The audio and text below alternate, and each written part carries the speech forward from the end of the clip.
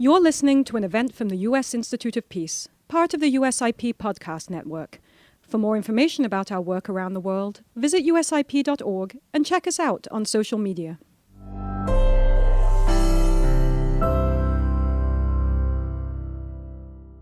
Good morning, and welcome back to the Missing Peace Global Symposium on Conflict-Related Sexual Violence. We are in day 2, and our first plenary of the day is on survivor-centered approaches in research and open exchange. And we are lucky to have our colleague, Professor Kim Thuy-Seelinger, who is part of the International Criminal Court's Office of the Prosecutor, and she is also known as a professor at the Washington University in St. Louis. And I'm going to turn the floor over to you. Thank you very much to the panel, and we look forward to it. Thank you. Good morning, everyone. I'll wait till this is on. I was told this would automatically go on. Can you hear me? No. It's a thank you. All right.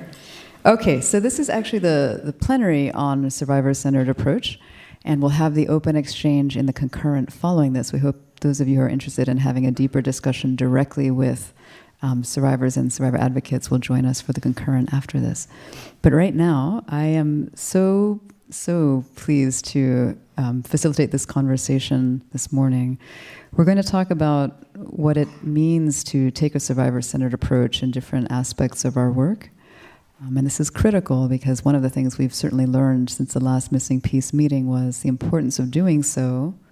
And as many of you have pointed out, we're invoking the need to take a survivor-centered approach in much of our work and policy and practice and research. But we still haven't quite figured out exactly what it means and how to do that in a truly concrete and operational way. So we thought how wonderful to have the opportunity to learn directly from the experts. So this is what this panel is about. I want to introduce our experts, and then we will get started. So from right here is Ms. Nadine Tunasi, who, I'll keep it very brief, but she is a member of Survivors Speak Out, based in the United Kingdom, and she's also one of the survivor champions of the UK government's Preventing Sexual Violence initiative. Mr. Artemis Akbary is right here, and he is the founder of Afghan LGBTIQ plus organization. He also is a founder and one of the hosts of a very unique radio show for Afghan and Iranian LGBTIQ individuals, and his partner in that work is here with us, Ali, somewhere. So there's Ali. So we can't wait.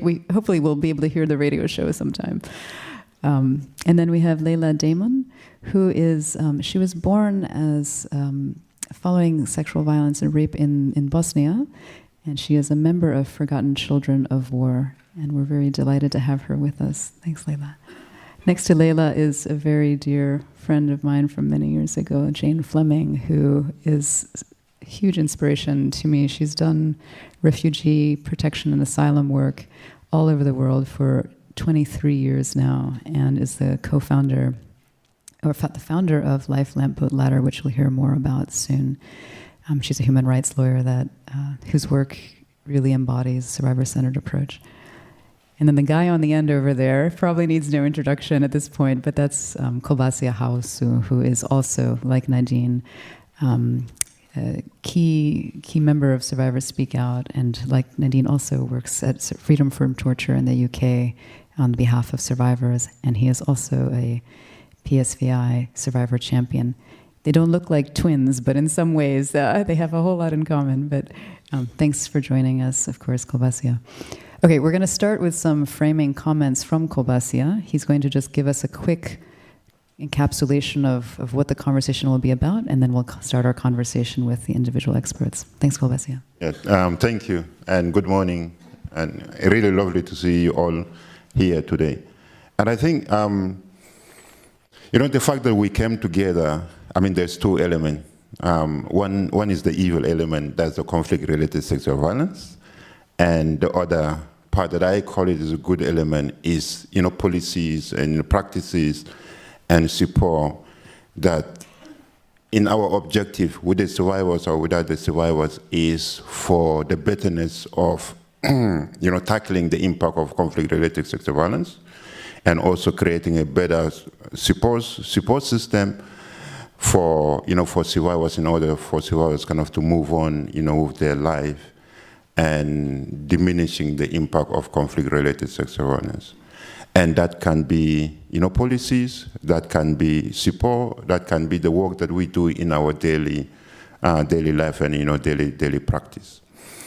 And for it to be really informed in order really to meet the need of the survivors, whether that in terms of the justice, whether that in terms of, the support, whether that in terms of, the logistic that we need, or in terms of the research that we want to think, to try to understand, the context that we need to work in addressing the conflict-related sexual violence initiative, require really the integration of survivors within the work that we do.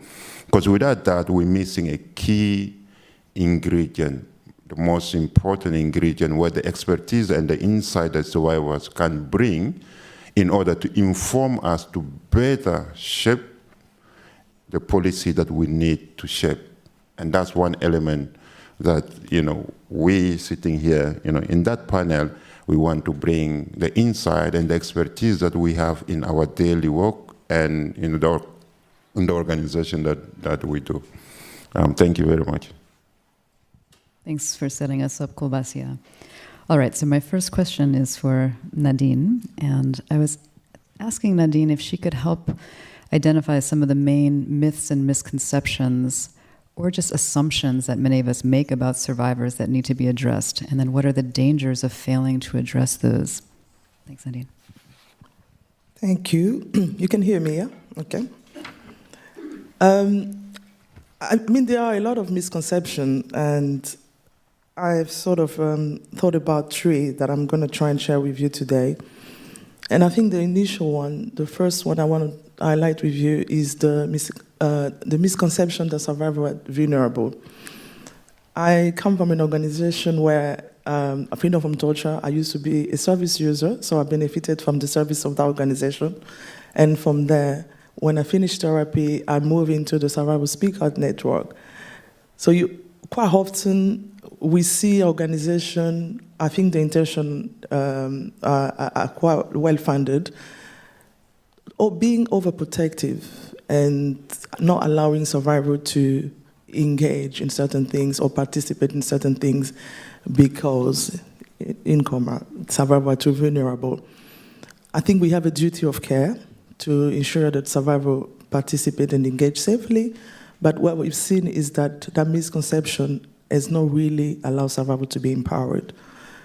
I can speak from my own personal experience. I think that there is a transition where you move from that vulnerability stage, and that doesn't mean that survivors are not vulnerable, but if we can provide the platform that are safe and allow people to engage, people are able to be supported and be strong leader and advocate. So vulnerability has been used, and I take a really responsibility of my word as an excuse to hinder survivors from participating in certain events.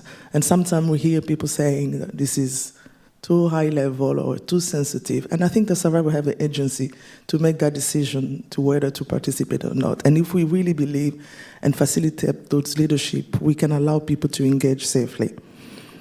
And then the second misconception is, I think we've heard it a lot, and I'm grateful for all the participants yesterday. I think people mentioned how we are not an homogeneous, I think I'm saying that right, group.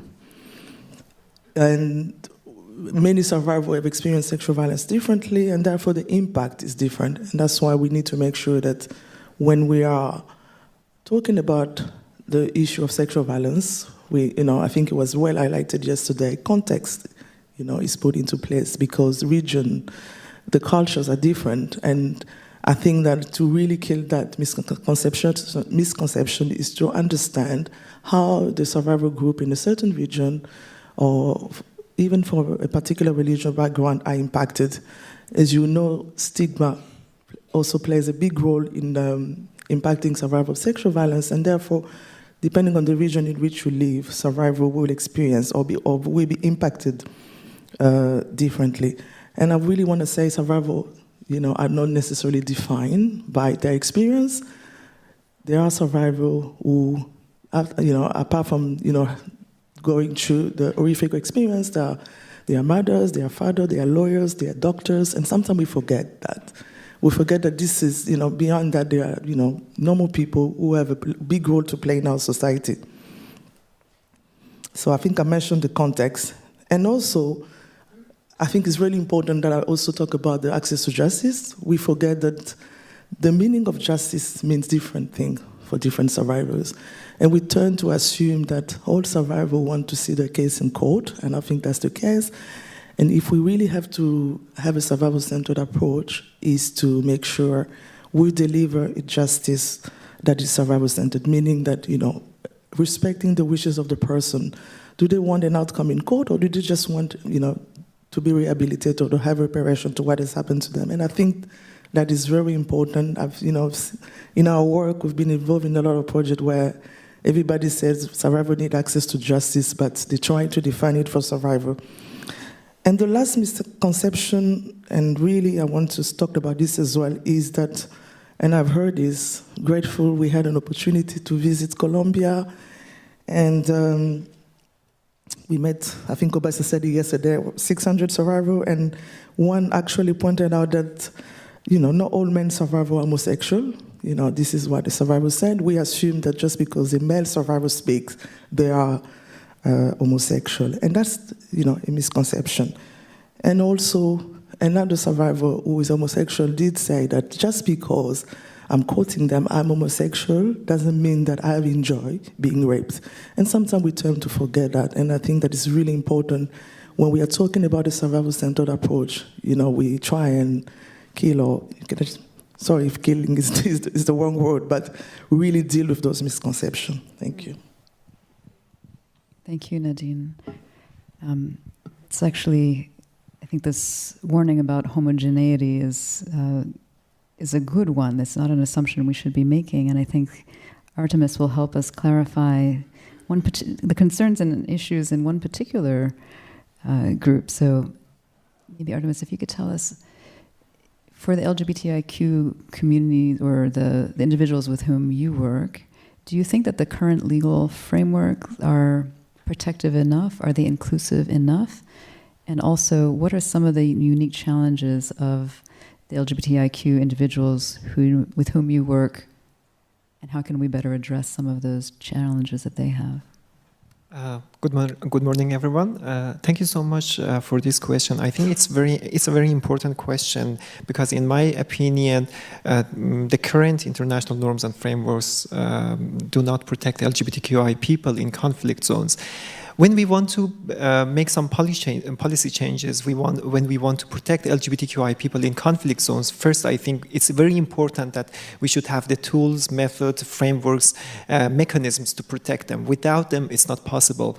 And I heard this many times that many people told me we have the frameworks. For example, we have R2P principles, we have Geneva Convention that prohibits violence against all civilians, regardless of their sexual orientation and gender identities. But in my perspective, it's not enough. Are the current international norms and frameworks LGBTQ inclusive? No, they aren't. Do they address the unique challenges that they face in in conflict zones? No, they don't. And do they address the intersectionality of the people in different contexts? No, they don't, I think. As a survivor, not as an expert, as a survivor, as a person who is in contact daily with LGBTQI people in Afghanistan, in conflict zones, the current international norms and frameworks are inadequate. They are not addressing our unique challenges. They are not addressing the intersectionality of LGBTQI people in conflict zones, and they are not enough because they cannot protect us. They are not. They don't address the unique challenges that we face. even at the international level, when we hear about sexual violence, we usually hear about the violence against women and children, sexual violence against women and children, and they don't talk about the sexual violence against LGBTQI people. Because in my perspective, LGBTQI people, because of their gender expression, sex characteristics, or sexual orientation, that they can be easily targeted and be persecuted, or they can be sexually assaulted by non-state actors, by paramilitary groups, or even by the soldiers, by the governments. And in the context of Afghanistan, speaking about LGBTQI people is a very big taboo. Speaking about sexual violence is taboo even for women. And speaking about sexual violence against LGBTQI people, it's something impossible in Afghanistan. You cannot talk about this issue in Afghanistan, unfortunately. And many LGBTQI people following the fall of Afghanistan were targeted by the Taliban, they were harassed, and some of them were sexually assaulted by the Taliban. Last year, we received many requests for help, and 67 people were sexually assaulted by the Taliban. And at the moment, we are conducting a documentation about the conflict-related sexual violence against LGBTQI people, and our report will be published by the end of next month. And I want you to read it, and there are many terrible stories and narratives that just people, because of their sex characteristics during the conflict, they were targeted and they were sexually assaulted. Not just by the Taliban, by other non-state actors, by other paramilitary groups, even by the government. And they cannot talk about their experience, the sexual violence that they experience with their own families, because they can be killed by their own family members, because it's a shame for their family that one of their family members were raped by someone else. So I think it's very important for us to talk about the sexual violence against LGBTQI people in conflict zones, because they usually experience unique challenges, they have unique problems, and also we need a concrete and specific frameworks for that, so that it can address these challenges and problems in conflict zones. Thank you. Thank you, Artemis. And I think on one of the panels this afternoon, we'll talk about some of the new issues in international criminal law, and Special Advisor Lisa Davis will talk a little bit about gender persecution, which helps address some of the challenges you're referring to a little bit. Thank you. Lejla, let's continue. Artemis gave us some insight about some ways in which family are relevant, actually, in these situations. Can you share a little bit about the invisibility of children who are born of wartime rape, and just shed some light on that for us? It's something we don't know enough about, and we look forward to hearing from you. Yes, definitely. Thank you, and thank you all for listening today. So as a child born out of sexual violence, I can talk from my own personal experience of how I kind of came to know my story, and also the kind of support that was there. So personally, I would call myself and use the term a child born out of sexual violence. I wouldn't use a term a victim or a survivor. However, when we think about children that have been born out of conflict-related sexual violence, they are a victim and a consequence of the sexual violence that has been perpetrated to their mothers, and they are an invisible consequence. I think for a really long time, children born out of sexual violence, they're the second generation that have to live and face the same and very similar issues of trauma to their mothers. However, there's a harder task that they face, which is ultimately about the childhood development that they could experience growing up, specifically to do with themselves and their mothers, but also not having the rights that every child should have, which is fundamentally around education, healthcare, being recognized by the state, and also being loved, being supported. And those are really key factors in childhood development, but also into the adults that they become later on. We know that every child has the right to be recognised, and also we know that children being born out of sexual violence isn't a new topic. We know that there have been children born out of sexual violence after World War II. We know that they've struggled through their journeys and finding out about themselves, and this has been really difficult, and I've had the privilege of meeting many of them, and they're incredible people. But ultimately, children born out of sexual violence is a topic that's being discussed a lot more and has been on the agenda a lot more since I first came out with my story only when I was 18. Back then, I felt completely alone, being a child born out of sexual violence from Bosnia, having grown up in the UK. None of my peer set it potentially knew about the conflict. I didn't have any friends or community in which I could necessarily share that with. I had adoptive parents that absolutely loved me. I had a fantastic education. I was supported, in terms of any healthcare or anything like that.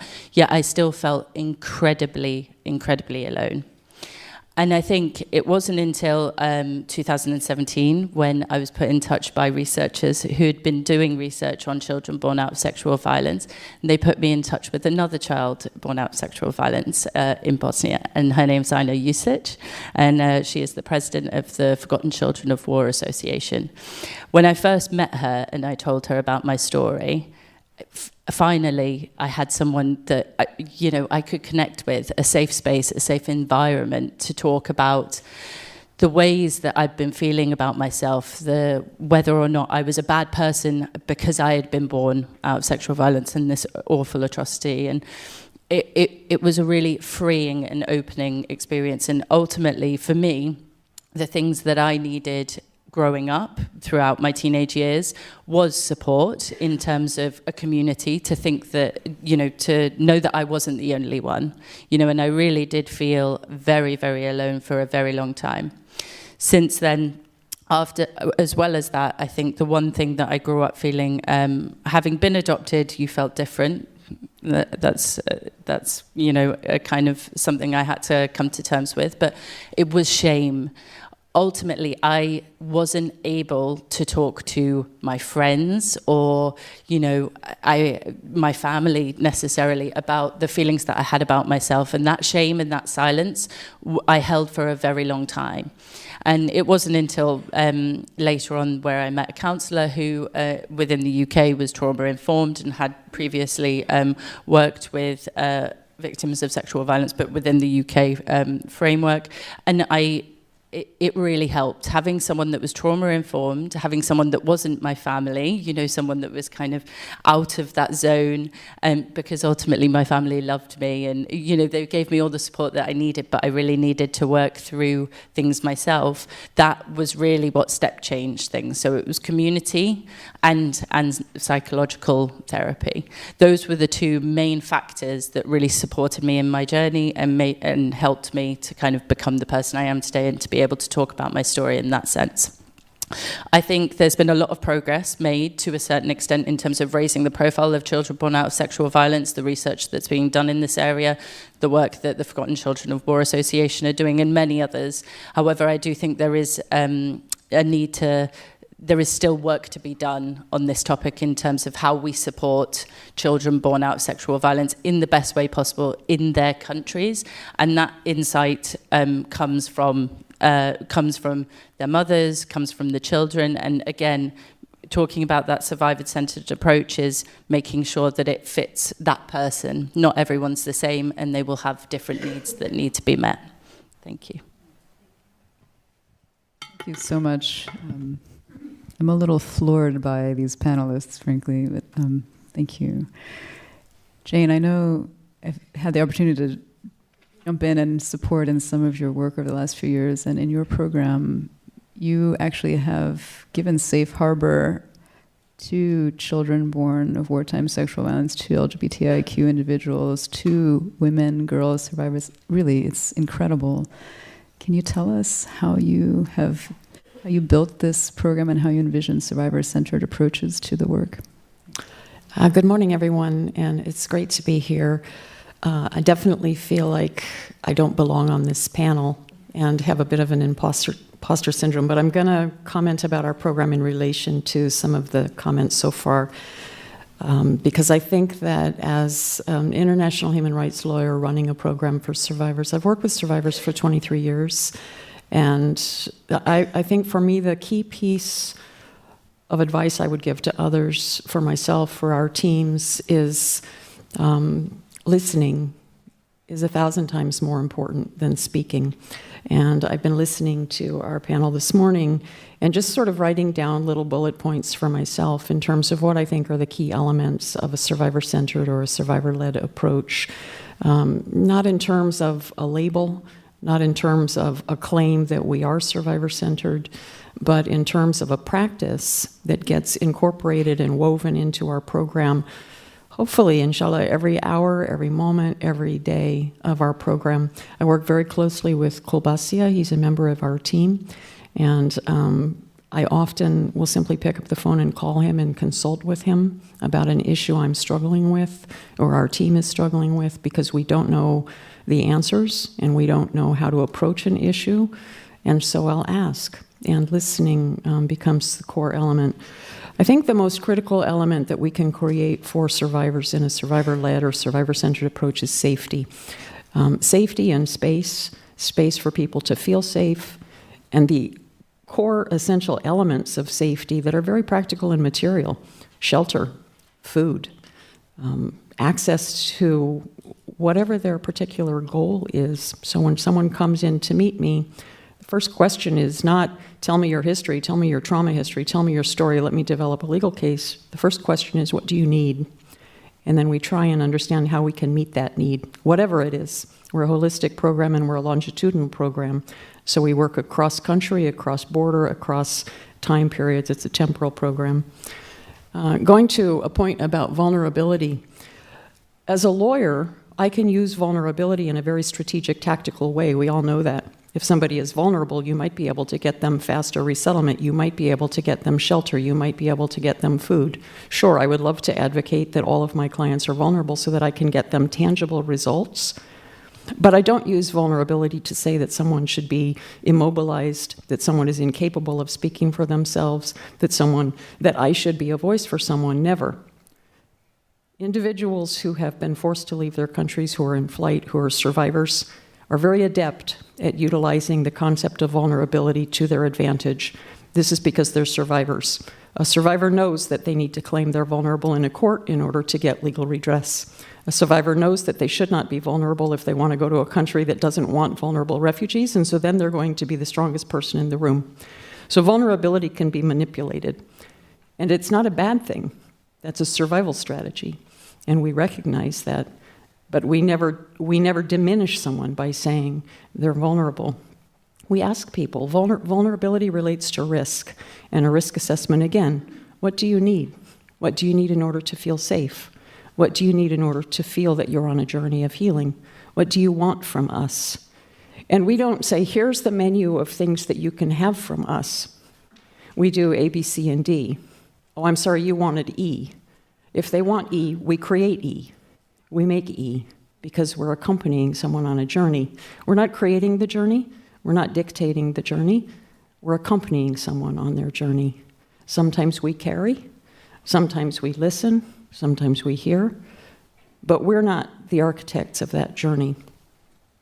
I think language is very important. Artemis is talking about language. We completely lack, in a humanitarian context, appropriate language and narrative for a survivor's journey, because we're not listening enough. We're not allowing the survivors to speak enough. We're not providing safe space for survivors to be able to speak. So our narrative is completely wrong. Rescue, savior, entitlement, benefit, all of those words should be discarded. We need survivors to be able to create the language, and we need to use that language. And I think we have to learn. I learned from Kulbasi, I learned from Kim. I had a case one time, and it was a new area of law for me, and I didn't know what language to use. And Kim has expertise in this area of law. She's worked in these communities. So I shared my affidavits with Kim, and I said, can you give me feedback? Because I don't think I'm using the right language in this legal brief. And we worked together because she had the experience that I needed. And we do that all the time with survivors. What are the words we should be using? What are the language? How do you want us to articulate this need? How do you want us to articulate this risk? And that becomes the language that we use in the dialogue. I know that I'm taking a lot of time. I'm almost finished. Community. You talk about community, and community being creating safe space for survivors to be able to lead. So if it's one survivor and we say, oh, you're the leader, that's very difficult. It's scary. They then are sort of us and them, create that dichotomy. But if we create community, we have a running team in our program, and we have 39 survivors on our running team, and they run races. The running team is much more than just races. They communicate at races, they train together, they share their stories together, they rebuild and they heal together. That's not us. That's survivors creating a community that is safe for healing, and that journey becomes part of our survivor-centered and survivor-led approach.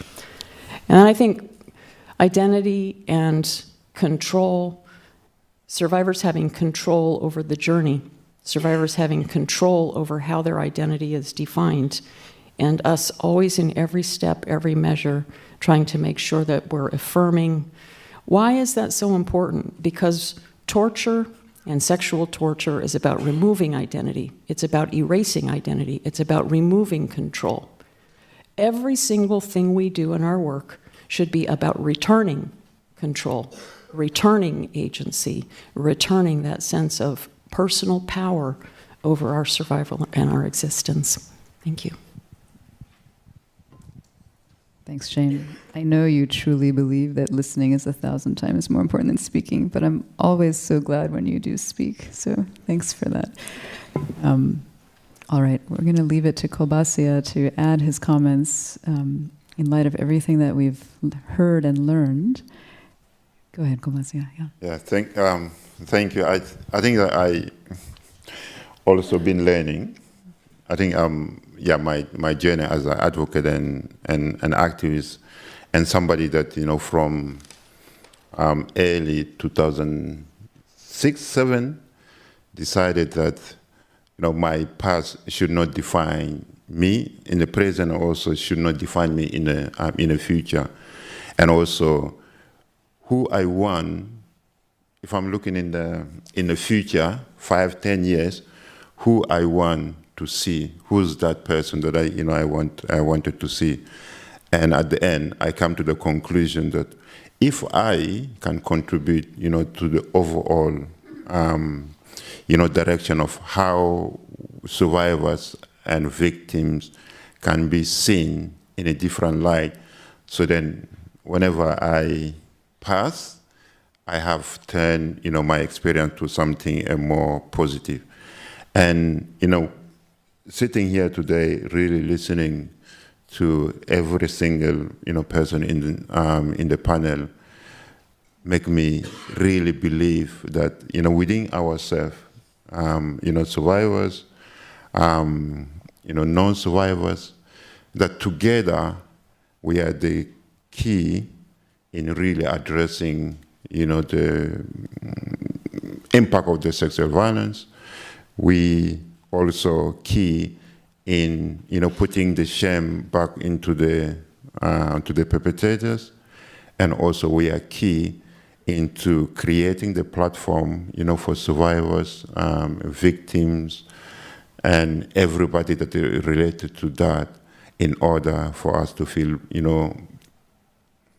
I wouldn't say proud, but at least accepting our past, but then being proud of our present and our future. And thank you for that. Thank you so much. Before we turn it over to the audience Q&A, I didn't know if any of you had anything you wanted to comment on from each other. Not to put you on the spot, but this would be the time now. Yeah, Lejla. The only thing that I wanted to comment on was around Nadine's point around justice and what justice looks like. Having met my own birth mother and having a relationship with her now for 6 years, very grateful for that. Initially, ultimately looking at survivor-centered approaches and the approach to justice, she didn't want to go down the legal route, and that's absolutely fine. And we need to honour and respect those choices. And I think, but what did help and what did benefit her was Ina and I were able to get her a victim status and some reparations from the government to support her in her day-to-day life financially.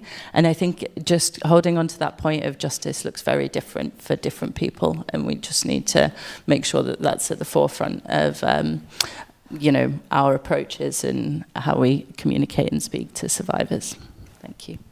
No, that's a great point. And justice is defined differently at different points in time, right? And I think, particularly when you work in a court, the timelines don't always sync up, right? The timeline for an investigation or a case may not be the same timeline as an individual survivor has for wanting to disclose. So we also have to be mindful of that in the systems that we work in. And thanks, Lejla. Anything else from you for each other before we turn it over? Go ahead. Thank you. I think I'm very impressed that we have a panel, focusing on the subject on survival-centered approach alone. I think that alone is something that we need to applaud and recognize. That is one of the things that we want to be seeing more conversation purely about, talking about what does it look like to have a survival-centered approach, and also looking at the panel.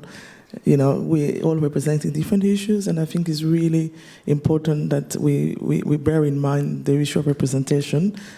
Just to emphasize on your point, Artemis, about how some survivors, the LGBT community are invisible, and we have a duty to make sure that nobody is invisible and is not spoken about. So I'm really grateful.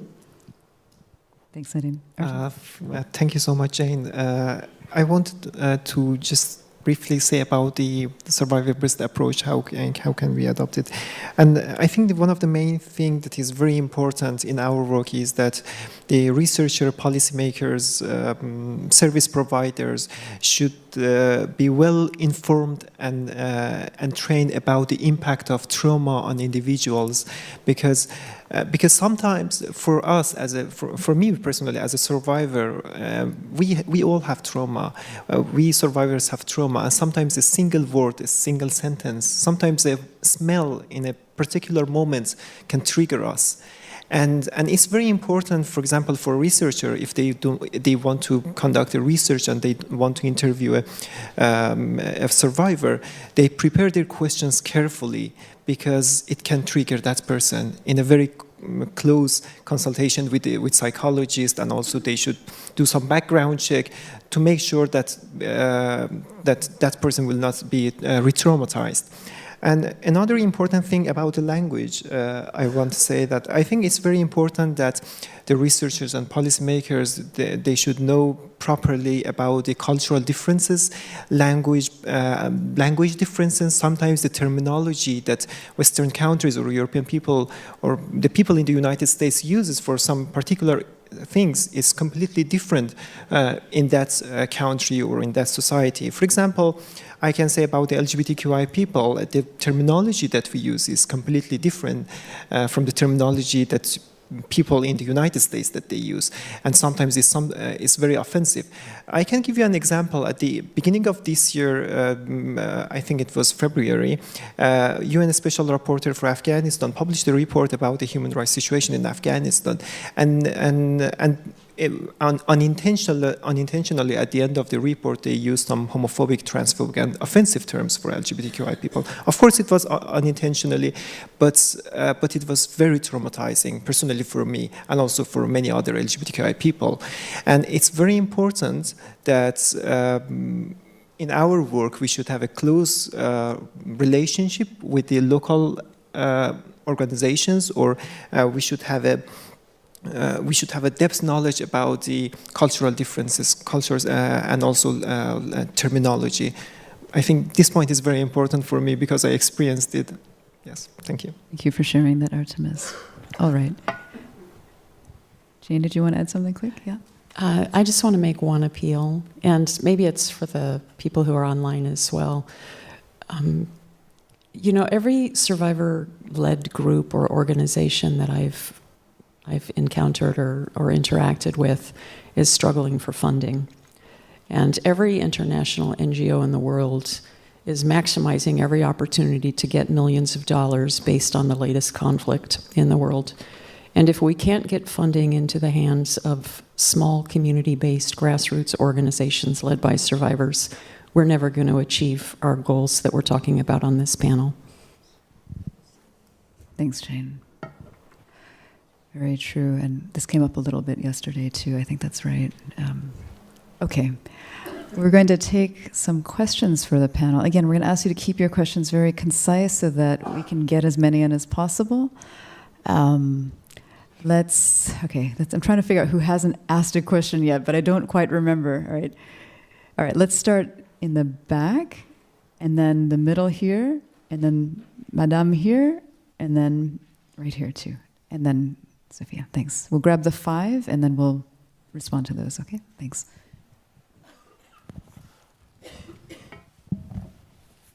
Should I stand up? Okay. My name is Susan Sebid William. I'm from South Sudan. I'm a lawyer, and I'm the founder of the South Sudan National Line of Women Lawyers. And one of the activities we do is to ensure that we provide pro bono services. So I am so much impressed with my colleagues. I will call you colleagues, landed colleagues from L. Smith. So my question is very brief because I also work with survivors of conflict-related sexual violence. And in South Sudan, we have the most fragile situation that doesn't allow victims to speak because, there's question of victims and witness protections, which we also don't have the mechanisms. And I personally have an opportunity with the Transitional Justice Working Group to interact with survivors of conflict-related sexual violence. They are not able to speak because they don't have any guarantee for how they will be saved, their families. So listening to you was very good, and maybe I'll reach out to you bilaterally, but I want you to maybe explain to the audience by what you mean by saying we don't need to speak for the survivors. Because in the situation or context of South Sudan, I have to speak for the survivors because they also don't have a guarantee of protections. Thank you. Thank you. The next question, I think, was in the very back there. And please remember to state your name. Thank you.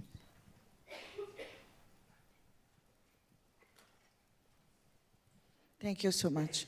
I am Mose. I'm a global disability advocate working in Haiti.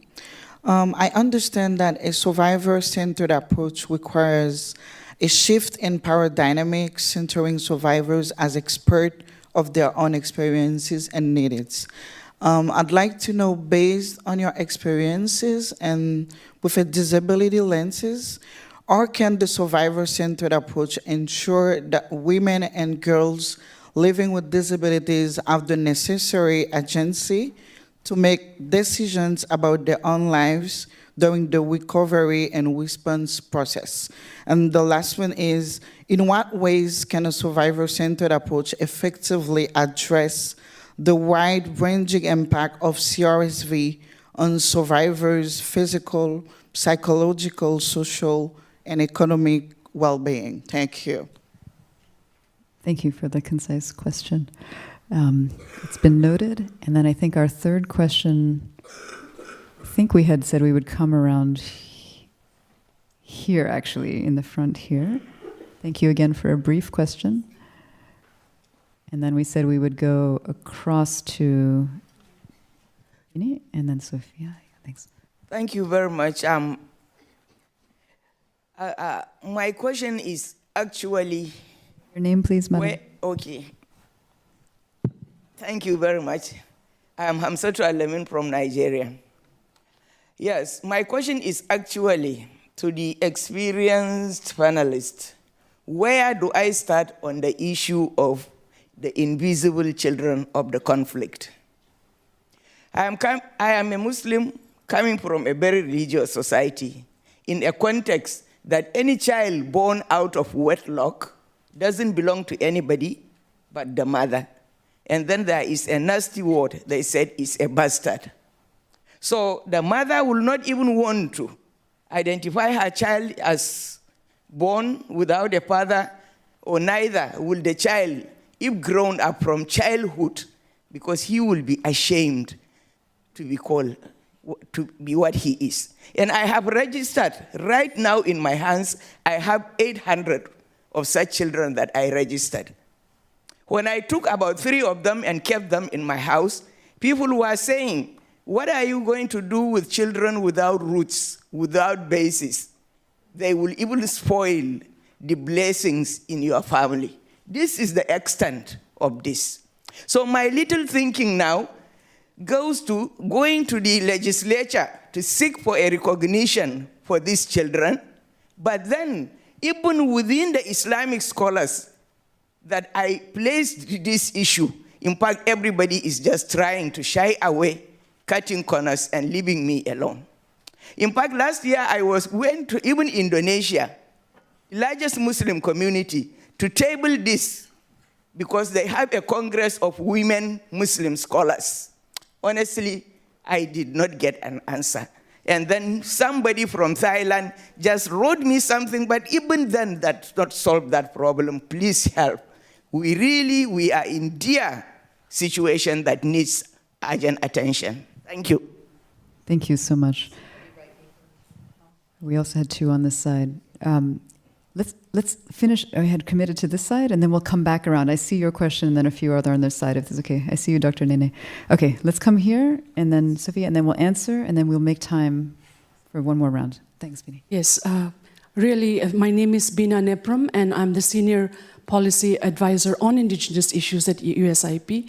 But before that, for 20 years, we started the Manipur Women Gun Survivors Network and have been working for survivors for almost 20 years. So my point is, first, I think really agree with Ms. Flemming when you said, out of all the humanitarian aid which is given to the world, only 2% goes to victims and their families. So there is a dear need, what you said, but my point is in terms of really thankful to each and every one of you at the panel. Your incredible courage, your resilience and your strength has moved us. And thank you for your work. Talking about this different survivors' issues, 80% of the world's conflicts now happen in biodiversity hotspots where indigenous people live. And I want to know from this esteemed panelists, where does the sexual violence in conflict of indigenous women, how are being debated, how are they being included in the global platform, number 1. Number 2, going back to Ms. Flemming again, on community-led driven aspects, we are looking at indigenous techniques and methodologies of peace building, of healing, of reconciliation. In the state of Manipur, where I was born, we established 37 survivor groups.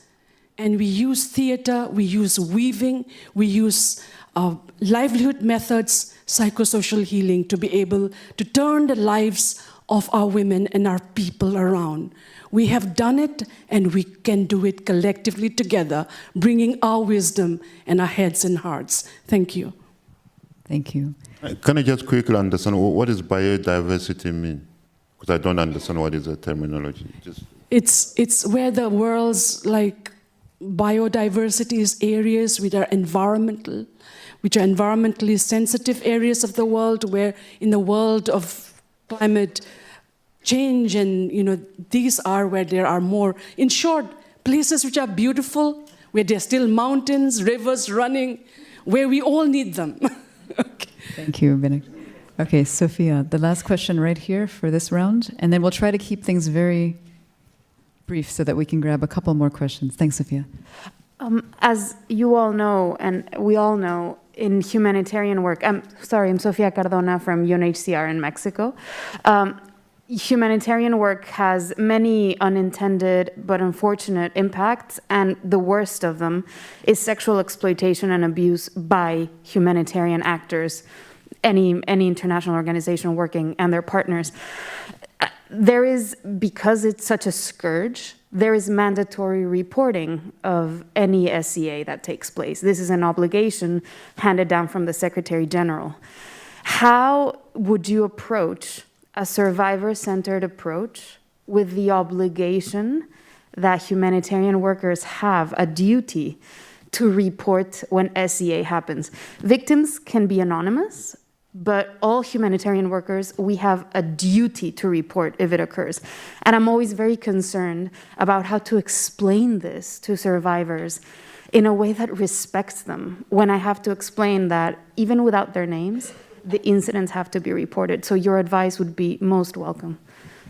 Thank you. These are incredible questions, and please feel free to respond to any aspect that you like. Yeah, Nadine, go ahead. Can I quickly start with the last one? It's up to Nadine, huh? Okay, I was. You let him or no? Okay.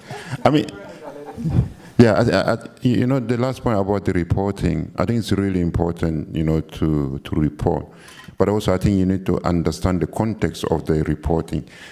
Are you by reporting, are you also creating a safety risk for the individual? Can you? I think one of the questions that raised there, by doing so, do you have a protective mechanism in place in order to protect the individual that you report in the case? Because if the case happen in a conflict setting or in a setting where the perpetrator is still there and the perpetrators still have the impunity, then what are you going to do? Because that's the question that you need to ask yourself. What are you going to do in order to protect the survivors that you wanted to report? And do you have the mechanism in place in order to do that? So those kind of, the risk assessment that you need to take into consideration in terms of the reporting. Yes, the reporting is very important, but it's not to put at the risk, the individual that you report in the case. Thank you. Thanks, Kobasi. Back to you, Nadine. Thank you. I think I'm going to pick up two questions. I'll start with the question about the representation of the indigenous community. I'm glad you asked that question. So Kobasi and I, as part of our role as the UK Survivors Champion for the Preventing Sexual Violence Initiative, we work with the UK government to put a survivor advisory group. And one of the things that we wanted to make sure was to have a representation of all the background. And again, because of our experience with our colleague from Colombia, we met with a survivor from the indigenous community from Guatemala. And last week in New York, she was part of the delegation that came to talk about the issue of the indigenous community from Guatemala. I have to say, I read in my life about indigenous people, but that was the first time in Colombia I actually met someone from the background, and I was very grateful. And really, representation is very important to us, and we're trying to make sure, we continue to work on that. And on the issue of survivor not being safe to speak, I do really understand the challenges. I have to say, I don't speak in all the event. I still have to make my own assessment about my safety, whether I feel comfortable. And what we try to do in our network, we always ask people whether they are free to engage. And I know in some countries or contexts, speaking can be very challenging. But I think you can really be innovative about the way you represent someone. You can take someone's statement, you can record a person and hide the faces, or even hide the voices. There are so many ways. And in our network, the Survivor Speak Out network, we have survivors who never speak in public. But that doesn't mean they are not contributing. They are happy to write down a statement, and whoever is able to present that statement can speak on behalf of them. So I think it's about really being creative and see what is it that you can do to represent the voices of the survivors who are not safe to speak. Thank you. Thank you, Nadine. Artemis, what about you? Yes, I want to respond to the first question, whether we should speak on behalf of the survivors or not. I think in some particular situation, it depends on the context and the country, the situation, but sometimes we can speak, but we cannot determine their needs and what they want and what they need. It's very important that we should ask them, what do you need? And I was a refugee in many countries, and also I'm in contact with many refugees in different countries, and one of the main problems that we struggle in many countries is that most of the NGOs and organizations cannot assess our needs properly, and they usually determine our needs instead of asking our needs. They usually don't ask, what do you need? What do you want? And this is one of the main problems. And also, when we want to speak, I think it's very important that we look at the individual with an agency that can be empowered and can be involved in decision making, in all aspects of decision making, actually. And we shouldn't look down on the survivors that they are vulnerable and they are not capable of doing anything. And this perception is very common in Afghanistan, unfortunately, and in many other countries that I've seen. That even in Europe, I've seen it many times, that they look down on refugees and survivors of conflict-related sexual violence, that, oh my God, that person was sexually assaulted, so he's so vulnerable and he's not able and capable of doing anything. So that's why we assess their needs. And this perception, I think, is very wrong. Yes, I agree with you, but in some particular cases, we can speak on behalf of them, but we cannot assess their needs. But in Europe, we can speak for ourselves, but sometimes there is no platform or, yes. Thank you. Thank you, Artemis. Lejla? I just wanted to address the question around children and children that have been a result of sexual violence. And the situation that you described, it sounds really dire in terms of, where do I start? Ultimately, it sounds like you have started by supporting them and taking them in. And that is a massive step, but I totally understand, not necessarily your responsibility. And there isn't anywhere to be able to support them further. No one wants to know, and it really comes back down to that stigmatization, and people just don't want to and don't know how to support. I think from a perspective of any kind of guidance that I could give you, it would be around understanding a bit more what's going on within the current context, and I'd really like to have a chat with you offline, and also the same, and to see whether or not anything that the association has been doing around the forgotten children of war in Bosnia could help in some way, whether that's toolkits, advice, informed, anything to be able to support you further. That would be fantastic. Thank you.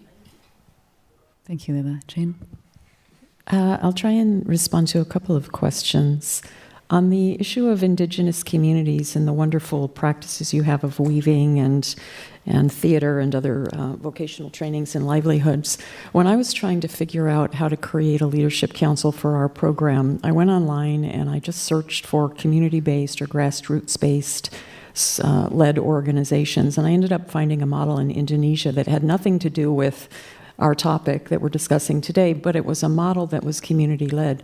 So the more that you can publicize or write or communicate about those models, the more we can incorporate those models into our practices. I think that's really essential.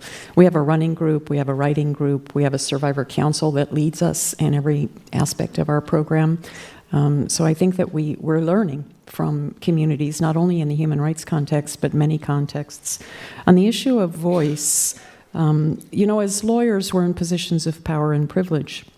Absolutely, we use our voice to advocate, often in situations of conflict or situations of crisis, and that's different than using our voice in an individual circumstance with an individual client, where we really want them to be able to tell us how to speak, what words to use, how much to disclose, where's privacy, where's confidentiality, what's safe, what's not safe.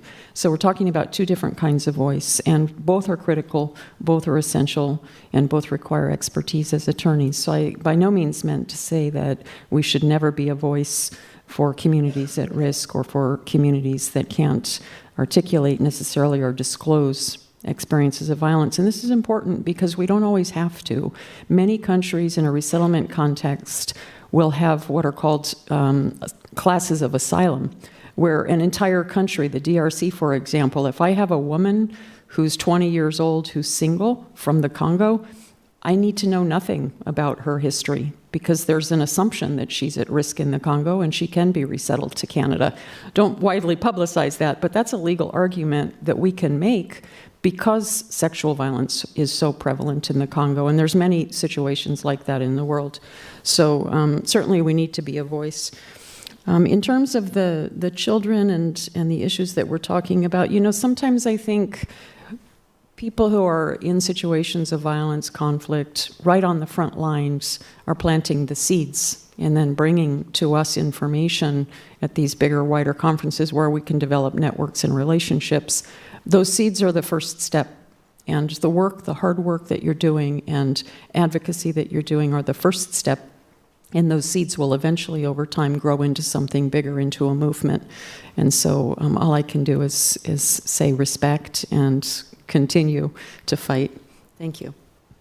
Thank you. And I'm getting the signal from Kathleen that we have no more time for further questions, but Colbess and I wanted to invite you to the concurrent, particularly if you do research and want to have a deeper conversation with many of our survivors present. So join us for that concurrent if you're interested. But for right now, please join me in thanking this incredible, incredible panel.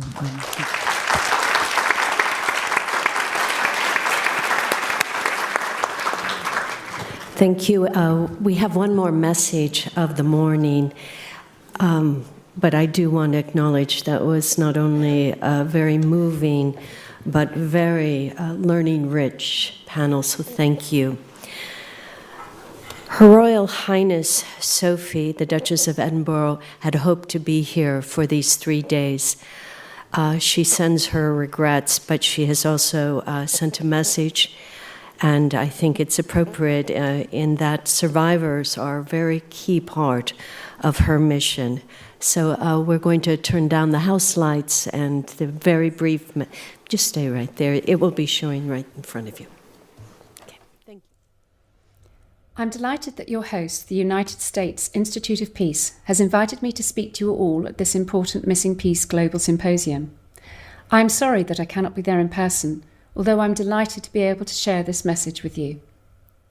Sadly, even as I speak today, women, men, boys and girls will be experiencing conflict-related sexual violence in many places around the world, including Ukraine, Myanmar, Sudan, and the DRC. The scale at which this so-called weapon of war continues to be used remains formidable, effective in destroying lives, livelihoods, and tearing families apart around the world, despite the many collective efforts to end it. The devastating and lasting impact of CRSV is felt across whole communities, as well as by the individuals themselves who have to contend with immeasurable, long-lasting physical and psychological trauma. And while survivors and their children born of sexual violence in conflict face terrible stigma and rejection, often struggling to get the services they need to help them rebuild their lives, the vast majority of perpetrators go unpunished and remain free to carry out more acts of atrocity. However, I remain truly hopeful that we can bring about change, and I am committed to preventing and responding to this horrific crime and to supporting the wider women, peace and security agenda. Part of this commitment is my support for the UK's Preventing Sexual Violence in Conflict Initiative, or PSVI. Launched over 10 years ago, and with survivors at the heart of it, the initiative recognises what you are focusing on today: the role that different stakeholders have to play in order to end sexual violence in conflict. Governments, multilaterals, academics, NGOs, grassroots civil society organisations, and importantly, survivors, need to cooperate and collaborate if we're really going to stop this crime and ensure survivors receive the holistic care they need. And we must work together to create the enabling environment for progress, promoting and protecting women peacebuilders and decision makers, championing male allies, and engaging with spoilers. I am privileged to have met incredible and inspiring survivors, including children born of sexual violence in conflict, as well as those that work with them, like the remarkable Nobel laureate Dr. Denis Mukwege. I am continually in awe at how these extraordinary people turn the most awful of experiences into the most powerful advocacy tool, directly informing the policy and programming of governments, multilaterals like the UN, and non-governmental organisations. It is on this basis that I'm so pleased to learn that the Missing Peace Global Symposium will review the barriers to supporting and protecting survivors, the significance peacekeeping and transitional justice plays in allowing society to rebuild, and, in particular, learning from survivors to ensure that appropriate holistic support is provided for these women, men, boys and girls. I wish you all the very best in your discussions today and look forward to how you turn the research you have into practice, the practice that which is needed by so many. Thank you. Thank you for listening to this event. If you'd like to listen to more events or explore our other podcasts, visit usip.org/podcasts.